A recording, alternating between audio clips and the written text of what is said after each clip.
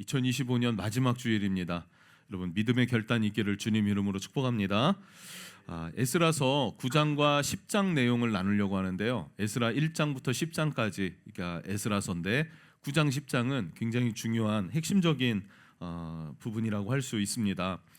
1차 귀한 자들이 와서 예루살렘 성전을 재건했습니다. 제2성전이라고 하죠.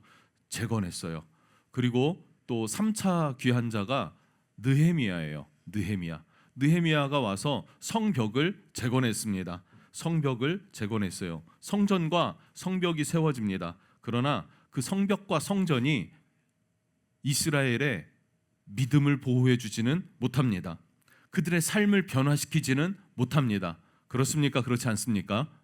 교회도 마찬가지라고 생각해요. 교회도 마찬가지라고 생각합니다. 주일날 아침에 밥을 먹으면서 CTS, CBS 뭐 이런 게 기독교 방송 채널 있잖아요. 쭉 보다 보면 그러니까 예배를 드려요. 예배를 드리는데 특히 만나교회 목사님이 그 만나교회가 되게 세련되게 예배를 잘 디자인했더라고요. 그런데 그 교회가 세련되게 잘 디자인되어져 있다고 해서 사람들이 많아질까요? 그런 거였을까요?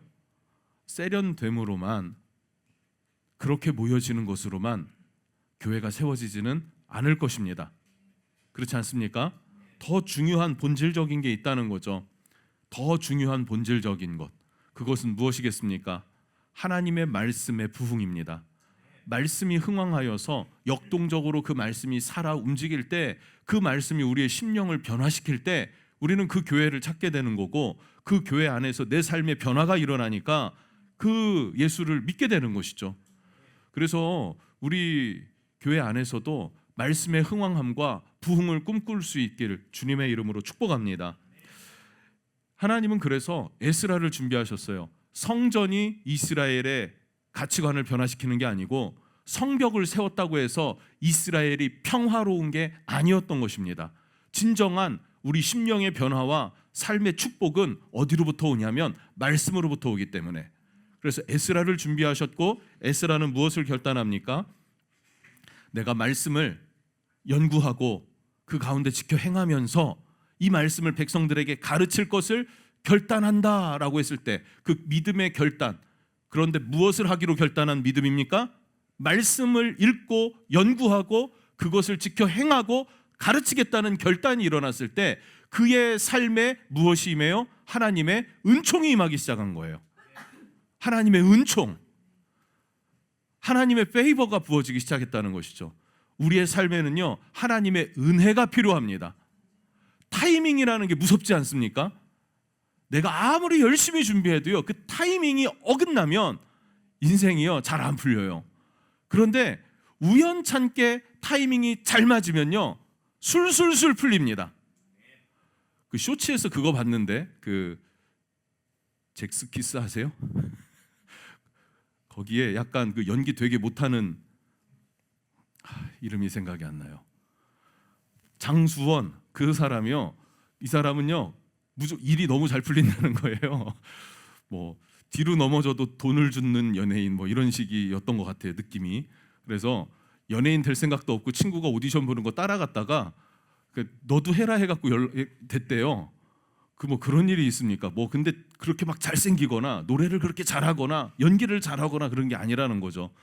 그런데 또 뭐 이제 그래서 이제 잭스키스 있죠. 그 제가 고등학교 때 되게 유행했는데 제가 그때 예수 믿고 세상 가요를 한 곡도 들어본 적이 없어요, 그 당시에. 그래서 얼만큼 유명했는지를 몰라요. H.O.T. 뭐 잭스키스 뭐 이렇게 있었는데 뭐 정말로 들어본 적이 없어요. 그래서 얼만큼 유명했는지 모르겠지만 완전히 거기서 이제 완전히 그 스타가 된 것 같아요. 그리고 그 이후에 잊혀져 가는데 무슨 연기 같은 거를 어설프게 해갖고, 어설프게 하면 욕을 먹었는데 그게 또 무슨 로봇 연기 해가지고 이슈가 되면서 또 화제가 되고, 그리고 라디오스타인가에 누가 나가는데 거기에 간 게 아니라 그냥 밖에서 구경하고 있다가 짧게 잡혔는데 그 짧게 잡힌 게 또 화제가 돼가지고 또 이렇게 뜨고, 그래서 그 멤버들 중에 개인 CF를 처음 찍었다 뭐 이런 것도 있고요. 제가 이거 기억하는 게 되게 신기해요 지금. 예. 그리고 마지막에 이제 그대로 저물어 가나 했더니 또 강제 소환, 옛날 뭐 그 가수들 있잖아요. 이제 그 강제 소환돼 가지고 뭐 다시 뭐 결성되고 뭐 이런 게 있었다면서요. 그러면서 다시 한번 화제가 돼서 떴다 해가지고 이 사람은 그냥 손 안 대고 코 푸는 연예인이 되는 거죠. 이런 일 여러분 삶에도 있길 원하십니까? 거기까진 바라지도 않습니까? 무슨 은혜인지 그 사람은 안 될 것도 되고 계획하지 않은 것도 되고 풀리더라는 거예요. 쉽게 말하면. 그런데 이 세상을 살아갈 때 우리는요, 하나님의 은혜가 필요하다는 걸 여러분 꼭 기억할 수 있기를 축복합니다. 은혜가 필요해요. 전도하는 것도요, 은혜가 있어야 전도가 되는 거예요. 그렇지 않습니까? 그리고 전도도요, 전도할 사람이 없는데 은혜가 있으면은 우연찮게 누가 만나줘서 와줘요. 그리고 그 사람이 일꾼이 되어지는 거예요. 그렇습니까? 안 그렇습니까? 자, 요행을 바라자는 게 아닙니다. 어차피 구원은, 은혜는 내가 만들어내는 게 아니에요. 하나님이 그냥 주시는 거예요. 그래서 내 힘으로 하려는 게 아니라, 여러분 해도 안 되는 인생 있지 않습니까? 여러분 그런 생각 해본 적 있나요? 아, 왜 나는 해도 안 돼? 라고 생각할 지점이 되면 반드시 기억하세요. 아, 나에게 주님의 은혜가 필요하구나. 주님의 은총이 필요하구나. 그 은총이 어디로부터 부어진다라고 했습니까? 말씀을 읽기를 결단하니까 하나님 보시기에 어때요? 심히 아름답고 기쁘고 흡족한 거예요. 그럼 뭘 더해 줍니까? 있는 거 없는 걸 막 더해 주는 거예요. 그렇지 않습니까? 주님 앞에 말씀의 결단이 에스라에게 있었고, 이것은 그 이스라엘의 상황에 정말로 적절하게 필요한 하나님의 카이로스의 타임, 그 하나님의 시간에 에스라가 결단을 했더니 하나님이 은혜를 부으시고 은총을 부었습니다. 그래서 에스라는 어떻게 해요? 먼 곳에서 1500km 정도 되는 거리를 4개월에 걸쳐서 예루살렘으로 도착했습니다. 그런데 그냥 온 게 아니라 아닥사스다 왕의 총애를 얻어서 그냥 막 전폭적 지지를 받고 왔어요. 뿐만 아니라 올 때 도적대가 있을 것이고 대적들이 있을 것이고, 그러나 그들이 다 잠잠하더라. 무사히 사건 사고 없이 예루살렘으로 도착했더라. 하나님 앞에 감사하며 예배하고, 뭐 그런 모습들 성경에서 우리가 보지 않았습니까? 그런데 문제는요, 외부에 있는 게 아니었어요. 내부에 있었습니다. 자, 우리가 문제를요, 코로나 시대가 너무나 세속적이 되어져서 이렇게 찾으면 안 됩니다. 진짜 문제는 내부에 있어요. 우리 교회가 부흥하고 있나요? 부흥할 거죠. 부흥할 건데, 부흥하려면, 부흥이 필요하다는 것은 지금은 쇠퇴되어 있다라는 거죠. 솔직히 말하면. 자, 쇠퇴된 지점이 왜 우리가 쇠퇴하게 되었는가? 코로나 때문이다, 세속화 때문이다, 시대가 뭐 3만 5천 불이 넘어가면은 뭐 그렇게 된다, 뭐 이런 뭐 여러 가지가 있어요. 그건 외부적인 요인인데, 본질적으로 문제는 외부에 있지 않고 내부에 있다는 거예요. 내부에 어떤 문제가 일어났는가? 에스라가 도착했습니다. 그랬더니 이스라엘의 리더십들이 찾아와서 에스라에게 보고해요. 어떻게 보면은 그냥 자진납세하듯이 그냥 자기의 죄와 허물들을 다 그냥 고백하기 시작합니다. 그게 뭐냐면, 이방인들과 우리가 통혼하며 살았습니다라는 거예요. 성전을 건축하고 에스라가 오기까지 58년이 걸렸어요. 성전을 건축을 힘겹게 해갖고 70년, 포로로 갔다가 와서 성전 건축까지 70년이 걸렸어요. 그 이후에 또 58년이 지나니까 2차 귀환 에스라가 오게 됐습니다. 오게 된 이유가 뭐였습니까? 이스라엘 백성들이 말씀이 없으니까 자기 그냥 난잡하게 된 거예요.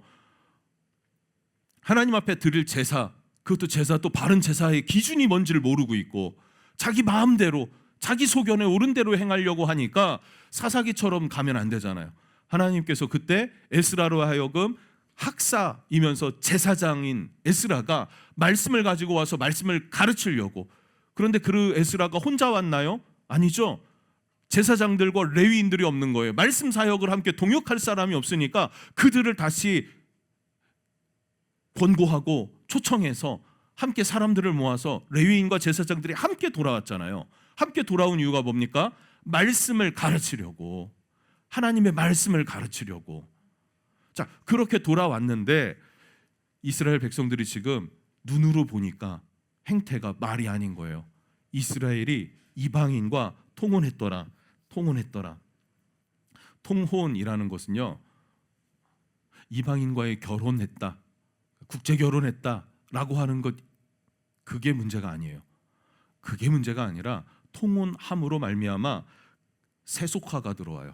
그들의 문화와 그들의 우상이 들어오는 거예요. 그들의 가치관이 이스라엘 안에 오염되기 시작했더라라는 거예요. 이 당시에 이스라엘은 하나님 자녀의 가치관과 비전과 그 부르심의 정체성이 있었는데 이 정체성을 지켜내야 합니다. 근데 이 정체성을 지켜내지 못하고 우상 숭배로 찌들게 됐다라는 거죠. 우상 숭배로 찌들게 됐다.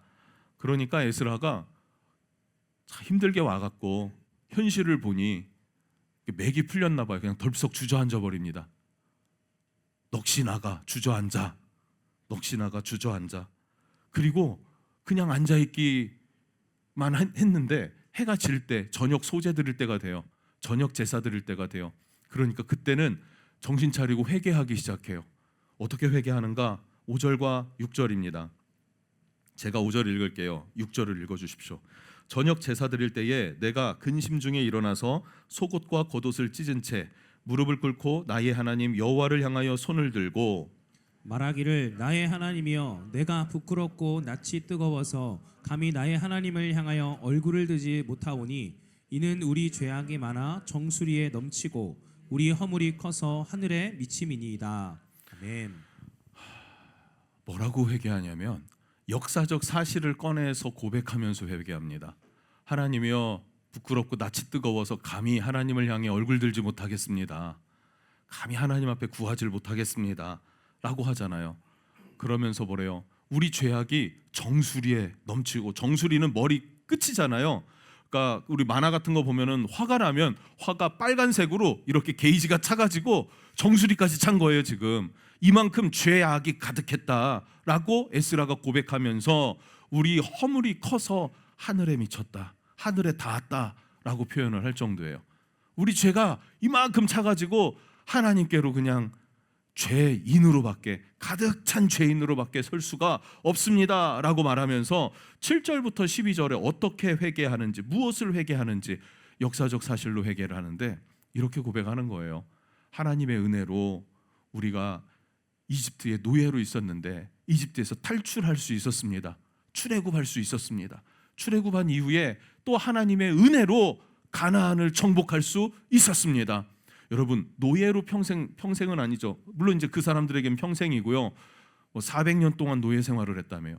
400년 동안 노예로 살았던 그 노예의 후손들이 전쟁을 할 수 있습니까? 전략을 세울 수 있나요? 전술을 구사할 수 있을까요? 그런 거 없었어요. 그러다 보니 가나안을 정복하는 것도 하나님의 강권하신 능력 아닙니까? 어떻게 정복했나요? 여리고를 정복할 때 돌아라, 말하지 말고 돌아라, 7째 날 7번 돌고 함성을 외쳐라, 뭐 이런 거잖아요. 정말 하나님만 철저하게 의지했느냐 의지하지 않았느냐에 따라서 성패가 갈렸다는 것입니다. 하나님의 은혜로 가나안 땅을 주셨습니다. 그런데 이스라엘 백성들이 하나님 앞에 어떻게 합니까? 패역하여 죄악 가운데 거하여 이스라엘이 어떻게 돼요? 분열이 됐죠. 분열이 됐고 멸망했고 급기야 바벨론의 포로로 끌려갔었습니다. 그런데도 하나님은 우리에게 은혜를 베푸시고 긍휼을 베푸셔서 우리로 하여금 돌아오게 하셨나이다. 그런데 10절 보세요. 뭐라고 합니까? 같이 한번 읽어볼게요. 시작. 우리 하나님이여 이렇게 하신 후에도 우리가 주의 계명을 저버렸사오니 이제 무슨 말씀을 하오리이까. 아멘. 이렇게 하나님의 은혜로 바벨론 포로에서 돌아왔는데 이렇게까지 하신 후에도 우리가 주의 계명을 저버렸사오니 이제 우리가 주님 앞에 무슨 말을 합니까? 염치가 없는 거예요. 용서해달라는 것도 한두 번이지. 주님 앞에 용서해 주십시오, 다시 한번 구원해 주십시오 라고 말할 염치가 없습니다. 무슨 말을 하겠습니까? 라고 하는 거예요. 이게 에스라의 회개입니다. 여러분, 우리도 마찬가지예요. 문제는 외부에 있는 게 아니라 내부에 있는데 우리가 우리의 죄를 회개하지 않고 하나님께로 향하지 않고 여전히 내가 죄악 가운데 죄 중에 거하고 있어요. 그러면 하나님의 은혜가 우리 가운데로 부어지고 우리를 이끄시는 그 하나님의 강권하심을 힘입을 수가 있습니까? 없습니까? 그럴 수가 없다는 거죠. 왜요? 하나님의 손이 짧아 우리를 구원하지 못함이 아니라 그러잖아요. 하나님 귀가 어두워 우리의 고통을 듣지 못함이 아니라는 거잖아요. 오직 우리의 죄가 하나님과 우리 사이에 담을 만들어요. 그래서 하나님께 나아가지 못하고 단절되게 된다라는 것이죠. 그래서 우리에게 필요한 건 뭡니까? 회개입니다. 회개는 닫힌 문을 여는 열쇠입니다. 회개는 내 삶을 반전시킬 수 있는 엔진과 같은 거예요. 회개는 축복입니다. 왜 축복입니까? 단절된 하나님의 은총을 입을 수 있는 문을 다시 여는 겁니다. 할렐루야.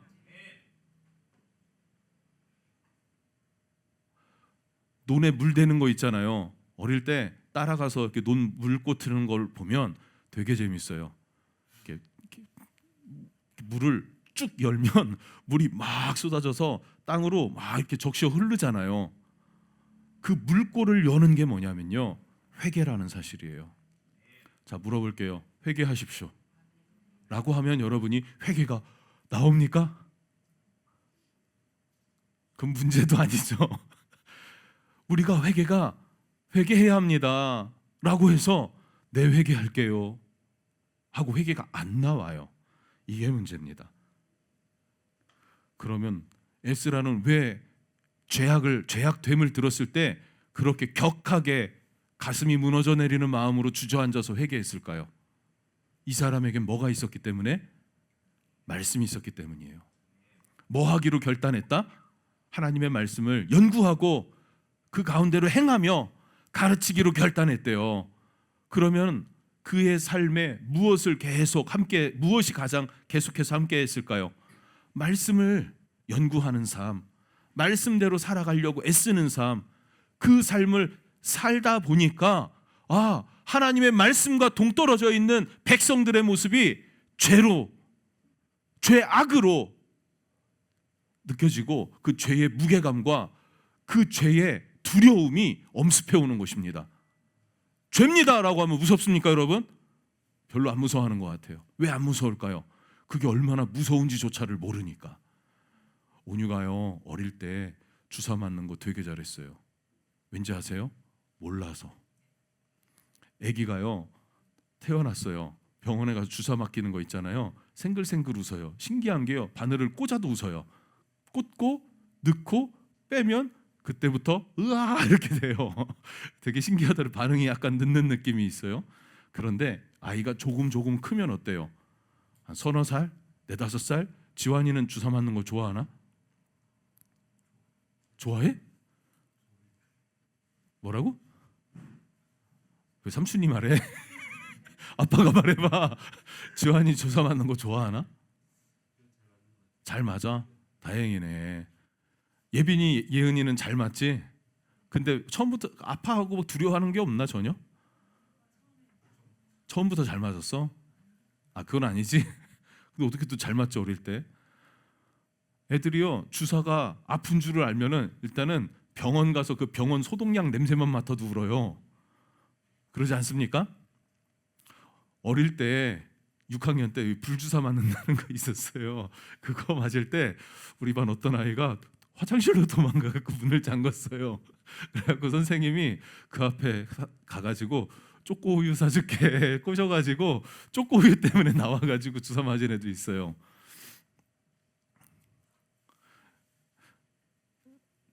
죄는요, 죄가 무서운 줄을 모르니까, 우리가 그 무게가 얼마나 무거운지를, 심각한 건지를 모르니까 그냥 죄가 죄구나, 회개해라도 뭐 회개하라면 뭐 해야지 하는 여러분 착한 마음을 갖고 있어서 그 정도로 받아들이는데 죄는 그 정도가 아닙니다. 이스라엘 백성들의 반응이 어떻게 나중에 일어나냐면요, 회개하고 있으니까 백성들이 몰려와요. 이건 좀 이따가 할까요? 그래서 중요한 거는 회개를 해야 합니다. 회개. 이거 조금 이따 이야기 드릴게요. 회개가 필요해요. 그런데 이 시대의 회개는 우리가 다 알아요. 어느 정도 교회 안에서 은혜도 받아봤고 진정한 회개도 해봤고요. 그런데 그 뒤에도 죄를 짓나요, 안 짓나요? 죄를 지으니까 주님이 뭐라고 말씀하세요? 발은 닦아야 된다 이러시잖아요. 베드로에게. 목욕은 했으니까 목욕 또 할 필요는 없어. 근데 발은 닦아야 돼. 매일 발 닦는 회개를 하셔야 돼요. 근데 그것도 오래되면요, 발이 아주 시커멓게 때가 딱 정리가 돼 있다면요, 냄새가 풍긴다면요, 잘 닦아내야 되지 않겠습니까? 세심하게 닦아내야 되지 않아요? 우리 회개할 것들이 없지 않다는 것이죠. 알아요. 회개합시다. 수련회 같은 데 가면은 나름 애쓰고 노력합니다. 그런데 그러다 보니까 나타나는 현상이 뭐냐면, 목적이 그냥 죄를 씻어내는 거, 그 목적이에요. 근데 죄를 씻는 것만 목적에 두고 그 외에는 마음에 와 닿지 않는 거죠. 와 닿지 않는 거예요. 내 죄의 무게가 얼마나 심각한지를 공감하지 못하고 용서해 주세요, 용서해 주세요, 용서해 주세요, 이게 되냔 말이죠. 이게 진정한 회개일까라는 것도 생각해 봐야 된단 말입니다. 진정한 회개라는 건 뭐예요? 에스라의 모습이 진정한 회개이지 않습니까? 단순히 빨리 그냥 나 용서해 주세요, 용서해 주세요 하고 그 시간을 넘어가려고 하는 어린아이의 그냥 형식적인 회개가 아니라, 어린아이들 그런 거 있잖아요. 아이들 가르치다 보면은 잘못했어요 하고 하는데 진짜 잘못했어, 잘못한 게 아니야. 이게 그냥 빨리 이 상황을 넘어가려고 잘못했습니다라고 말하는 것도 있을 수 있잖아요. 무슨 말인지 이해가 되십니까? 우리가 그렇게 하나님 앞에 회개하는 게 아니라 내 죄의 심각성을 깨닫고 죄의 무게를 깨닫고 하나님 앞에 진실한 마음으로 회개할 수 있어야 된다는 거죠. 그렇게 회개할 때 어떤 일이 일어나냐면 백성들이 하나씩 하나씩 모여들기 시작합니다. 하나님의 말씀 앞에 거리낌이 있었던 자들이 하나씩 하나씩 에스라에게 모여들기 시작해요. 함께 회개하기를 시작합니다. 함께 통곡하기를 시작하는 거예요. 그러다가 스가냐라는 사람이 일어나서 우리에게 소망이 있습니다라고 외치기 시작해요. 10장 3절입니다. 한번 읽어봅시다. 시작. 곧 내 주의 교훈을 따르며 우리 하나님의 명령을 떨며 준행하는 자의 가르침을 따라 이 모든 아내와 그들의 소생을 다 내보내기로 우리 하나님과 언약을 세우고 율법대로 행할 것이라. 아멘. 자, 진정한 회개가 두 가지를 우리가 찾아볼 수 있는데, 하나는 에스라의 회개예요. 감히 하나님 앞에 부끄러워서 염치가 없어서 용서해 달라고도 못하고 그렇다고 떠나자니 그 죄악을 해결할 길은 하나님밖에 없으니 하나님의 전에서 머물러 있는 것입니다. 그런데 또 염치가 없어요. 용서해 주세요를 못하겠는 거예요. 이 마음을 아십니까? 제가 처음 예수님 만났을 때 이 마음이었어요. 염치가 없어서 용서해 달라고를 못하겠는, 주님 나를 용서해 주세요라는 말을 못하겠어요. 그래서 주여 주여 주여 이렇게만 고백했어요. 머리를 그냥 푹 박고 주여 주여 주여 했는데, 그때 성령이 훅 내 심령 가운데로 임하는 전율을 느꼈어요. 뜨거워지는 걸 느끼면서 방언이 터지더라고요. 주 이렇게 터지더라고요. 그때를 잊질 못해요. 여러분, 회개는요 정말로 주님 앞에 내 죄가 부끄러워서 염치가 없어서 감히 용서해 달라는 말도 이게 너무나 마음이 무거운 거예요. 그러한 회개, 여러분이 그 회개가 경험될 수 있고 또 제가 그 회개를 다시 한번 경험할 수 있었으면 좋겠습니다. 두 번째 회개는 이 백성들의 고백이에요. 이 하나냐가 스가냐가 외치는 거죠. 뭐라 그래요? 곧 내 주의 교훈을 따르며 하나님의 명령을 떨며 준행하는 자의 가르침을 따라 이 모든 아내와 그들의 소생을 다 내보내기로 우리 하나님과 언약을 세우고 율법대로 행할 것이라. 이제라도 율법대로 행하겠다는 거예요. 그 가르침을 따라서 뭐라고요? 모든 아내와 소생들을 내보내겠다. 여러분, 죄가 얼마나 무섭냐면요, 같이 결혼해서 살아요. 이방인이지만 그 자녀를 낳았어요. 그런데 지금 인양반이 뭐라고 말하냐면 아내와 자녀들을 내보내겠다 이거예요. 내보내겠다. 이게 말이 됩니까? 안 됩니까? 말이 안 되는 거예요. 근데 하겠대요. 왜 그렇습니까? 회개는 돌이키는 것이기 때문에. 회개는 돌이키는 거예요. 삶을 돌이키는 거예요. 왜냐하면 죄가 얼마나 무겁고 두렵고 무서운 건지를 아니까. 보세요, 여러분. 지금 이스라엘 백성들은요, 그 죄의 대가로 바벨론의 포로로 끌려갔어요. 포로로 살았어요. 노예로 살았어요. 압제 아래 살았다고요. 그러다 하나님 은혜로 돌아왔는데 말씀대로 행하지 않은 그것 때문에 여전한 고통과 고통이 너무나 극심하게 계속되고 있는 거예요. 그게 얼마나 극심했으면 하나님 앞에 돌아가서 하나님의 은혜를 회복하기를 원하는데 처자식을 내보낼 만큼이었다는 거예요. 이해가 되십니까? 그만큼 죄가 무섭다라는 걸 여러분 아셨으면 좋겠습니다. 지금 그 죄값을 치르는 입장에서는 이것도 일이 아닌 거예요. 자, 여기에서 여러분 생각이 아니 그거는 반인륜적인 거 아니야 라는 것에 묶여있지 마시길 바라요. 그거 말하려는 게 아니니까. 하나님은요, 이방인이라고 해서 무조건 선을 그어라 이렇게 말씀하시는 분이 아니세요. GT에 이제 앞으로 나갈 거예요. 그런데 여호수아, 사사기 이때는 계속 정복 전쟁하고 이방인과 싸움을 하잖아요. 근데 그 다음에 어떤 성경이 끼어져 있습니까? 룻기예요, 룻기.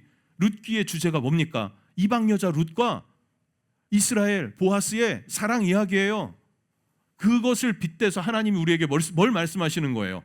이방인도 하나님 사랑한다는 거예요. 이방인도 하나님의 계보에 올라갈 수 있다라는 걸 말하고 있다고요. 이방인을 단순하게 미워하고 선을 긋는다 이거 아니란 말이에요, 여러분. 그리고 지금 에스라서를 하잖아요. 에스라 느헤미야 다음 뭡니까? 에스더예요, 에스더. 에스라 느헤미야는 이방인과 선을 그어라 뭐 이런 이야기잖아요. 통혼하지 말아라 이 이야기를 하는데 그 다음 등장하는 에스더서는 뭐예요? 에스더는 하나님의 은총으로 아닥사스다가 아니라 그 아버지 아하수에로에게 시집가잖아요. 왕후가 되잖아요. 그것을 하나님의 은혜로 은총으로 표현하고 있지 않습니까?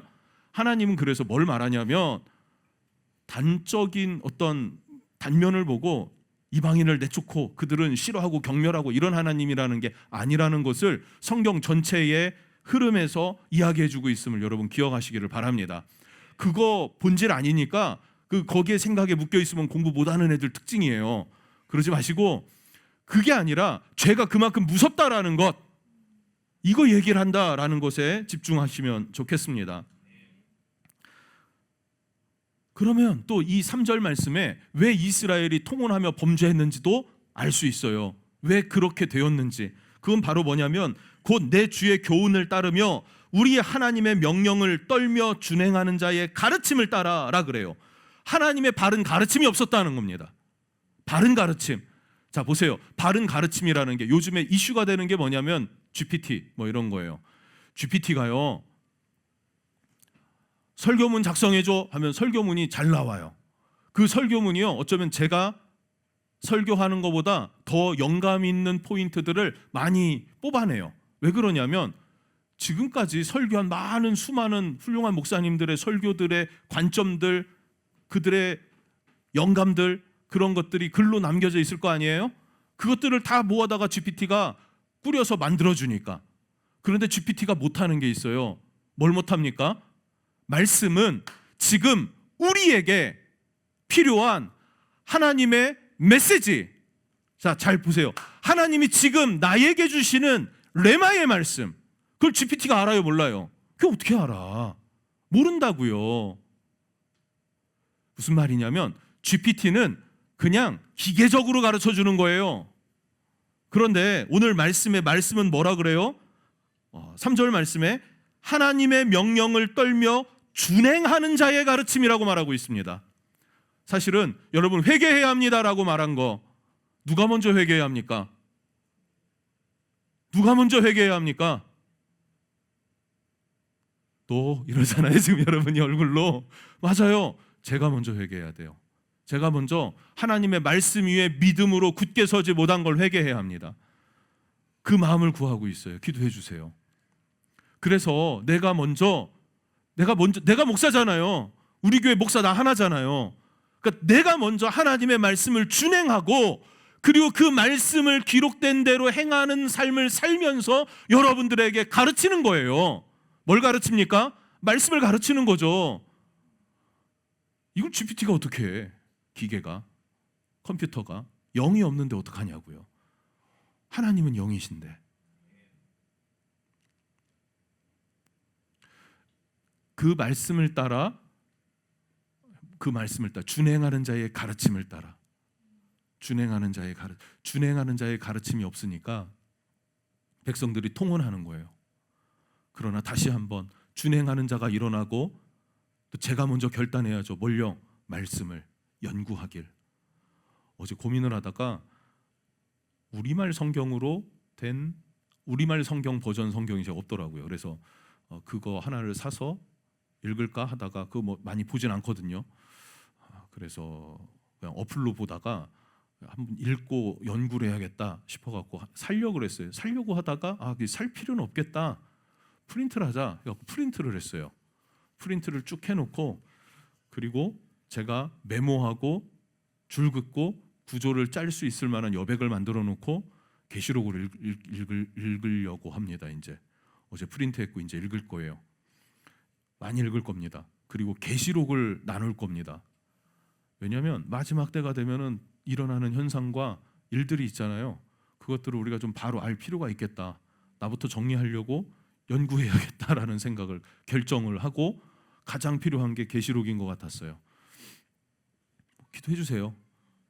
제가 준행하고 그 가운데 행하며 주의 말씀을 연구하고 가르칠 때, 여러분 그 말씀 가운데 그 말씀을 영으로 받는 마음의 결단이 있기를 주님 이름으로 축복합니다.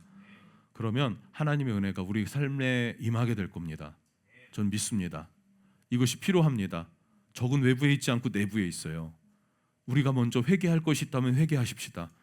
하나님을 돌이켜서 사람의 열심과 사람을 위한 열정, 나를 위한 그 모든 것들을 내려두고 하나님을 위해서 살아가십시다. 그것은 내가 하나님을 인정해 드리는 것이고, 내가 하나님 안에 거하는 것이고, 그 하나님의 자녀가 되는 것이며 하나님의 은총을 입는 길이 된다는 사실입니다.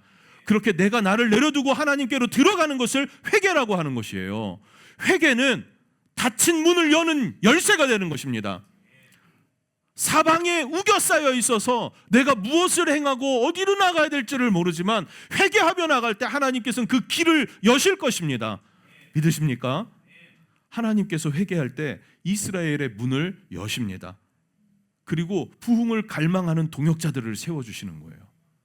와, 전도 우리가 어떻게 해? 그동안 열심히 했었잖아요. 우리가 한때 안 한 게 아니잖아요.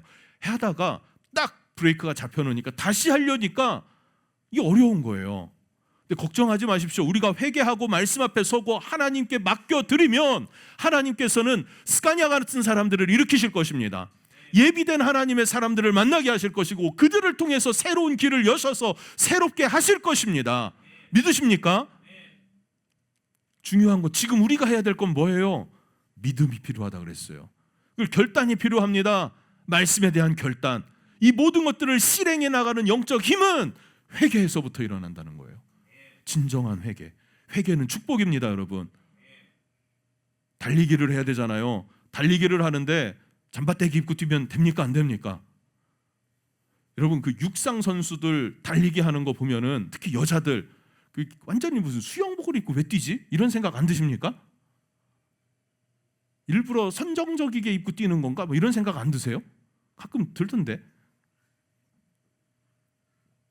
근데 그 사람들은 0.01초라도 아끼려고, 빨리 뛰려고, 공기 저항을 줄이려고 뭐 나름대로 과학적으로 접근하고 노력하는 거잖아요. 옛날에 황영준지 이봉준지, 그때가 뭐 2000년 뭐 전후 뭐 있던데, 마라톤 하는데 그 신발이 1억짜리랬어요. 맞춤 신발 1억. 그런다고 얼마나 빠르다고 라고 생각하지만 그들은 0.01초라도 조금이라도 발에 어떤 그 피로감을 덜하게 뛸 수 있다면 그것을 최대한 노력하고 애쓰는 것 아닙니까? 사도 바울이 우리로 하여금 뭐라 그래요? 경주하는 자로 표현하지 않습니까? 우리도 믿음의 경주를 할 때에 거추장스러운 것들을 다 벗어내야죠. 다 벗어내고 뛰어야 되는 것 아닙니까? 그런데 거추장스럽게 치장되어져 있는 것, 지금 달리기를 해야 되는데 목도리를 막 이렇게 둘렀어요. 막 이만하게 무거운 스키파카를 막 이만큼 입었어요. 이게 다 뭐라는 거예요? 죄라는 거예요. 죄를 벗어버려야 가볍게 뛸 수 있는 것입니다. 회개가 우리에게 필요하다는 거예요. 그러면 예비된 사람들이 있습니다. 엘리야가 여호와의 선지자 나만 남았습니다 했을 때 하나님 뭐라 그래요? 야, 믿음 없는 소리 좀 하지 마. 내가 7,000명 남겨놨어. 열왕기상 18장에 19장 18절. 그러나 내가 이스라엘 가운데 7,000명을 남기리니 다 바알에게 무릎 꿇지 아니하고 바알에게 입 맞추지 아니한 자다라고 하잖아요. 교회가 약해지고 이러다가 한국교회 폭망할 것 같다는 거예요. 통계가 그렇다는 거예요. 뭐가 그렇다는 거예요. 그런데 유목민 이야기라고 하는 온누리교회 부목사였다가 이제 유튜브 하시는 목사님이 있어요. 한국 교회와 미국 교회와 뭐 세계 선교지와 막 이런 데를 다니면서 그런 영상들 이렇게 봐요. 근데 그분이 하는 얘기가 뭐냐면 다녀보니까 좋은 교회들이 많이 있고 살아있는 교회가 여전히 많이 있다는 거예요. 원수는 안 된다 하니까 우리도 안 되는 것 같이 비춰지는 것이죠. 그러나 하나님은 여전히 살아계시고 여전히 역사하세요. 그 역사가 왜 안 나타납니까? 우리의 죄악과 우리의 허물 때문이라는 거예요. 이것을 벗어버리면 하나님께서 우리를 통해서 새로운 역사를 일으키실 줄로 믿습니다. 믿음으로 결단합시다. 예배팀 나오시죠.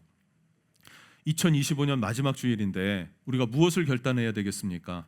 여러분 무엇을 결단하겠습니까? 말씀 읽고 묵상할 것을 결단하십시오. 그러면 죄가 뭔지를 깨닫게 될 것이고 어떻게 회개해야 되겠다라는 것도 가르쳐 줄 것이고 어떻게 해야 회복될지도 말해줄 것이고 소망의 메시지도 줄 것이고 하나님의 말씀이 능력이에요. 성경을 읽을 것을 계속해서 반복해서 읽을 것을 결단하세요, 여러분. 내년 1월 1일부터는요 로마서가 시작됩니다. GT가 로마서를 먼저 쭉 한번 계속 읽어보세요. 좀 어렵다고 생각할 수도 있어요. 그러나 읽어보면 너무너무 재밌고 큰 은혜가 있습니다. 복음의 진수라고 말하지 않습니까? 로마서 읽고 계속 읽기를 듣기를 여러분 결단할 수 있길 주님의 이름으로 축복합니다. 두 번째, 그 말씀 위에 여러분 회개의 마음이 들면 즉각적으로 회개하고 삶을 돌이키기를 결단하십시오. 여러분을 축복하시는 하나님의 은혜를 경험할 것이고 능력으로 역사하시는 하나님을 우리 은혜의 항해 교회가 경험하게 될 것입니다.